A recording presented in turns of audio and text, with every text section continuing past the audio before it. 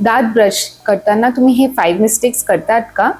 Let's go through it. Hi, I'm Dr. Yashomati Dhori Patil, practicing at Yashomati's Dental Clinic in Kalyani Nagar, Pune. दात brush करताना आपण काही चुका न कळत करतो, त्याच्यामुळे दाताचं आरोग्य बिघडू शकते. हे 5 प्रकारचे चुका तुम्ही टाळल्यास तुमचे दात सुरक्षित राहतील. नंबर 1, खूप जोरात ब्रश करणे और ब्रशिंग टू हार्ड. तुम्ही तुमच्या टूथब्रशनी समजा खूप जोरात ब्रश करत असाल तर त्यांनी तुमचं दातांची वरची लेवल म्हणजे इनॅमल घासायला लागते आणि ते कमी व्हायला लागते, त्याच्यामुळे सेन्सिटिव्हिटीचे प्रॉब्लेम्स होऊ शकतात. नंबर 2, दात कमी वेळ घासणे.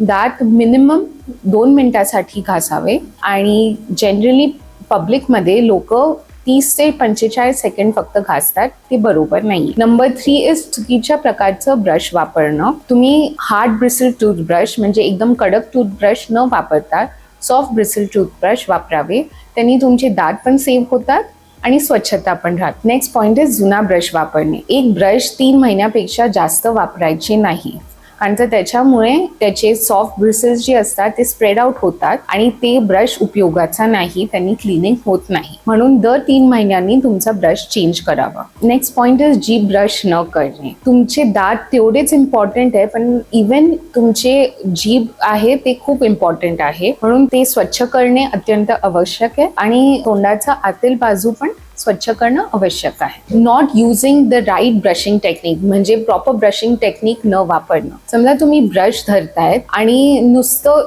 हॉरिझॉन्टली ब्रश करतायत जोरात किंवा वर्टिकली, त्यांनी क्लिनिंग होत नाही. सो द राईट टेक्निक किंवा जो बरोबर टेक्निक आहे ते बेसिकली तुमचा टूथब्रश घ्यायचा, दाताच्या अँगलला 45 डिग्री अँगलनी ठेवायचं आणि सर्क्युलर मोशन्स मध्ये मूव्ह करायचं ब्रश पुढे आणि मागे आणि आतून पण. This is the right brushing technique. ह्यानी तुमचं दाताची झीज होत नाही आणि तुमचे दात सुरक्षित राहतात. For any doubts you can comment in the comment box or you can call us or you can DM us directly.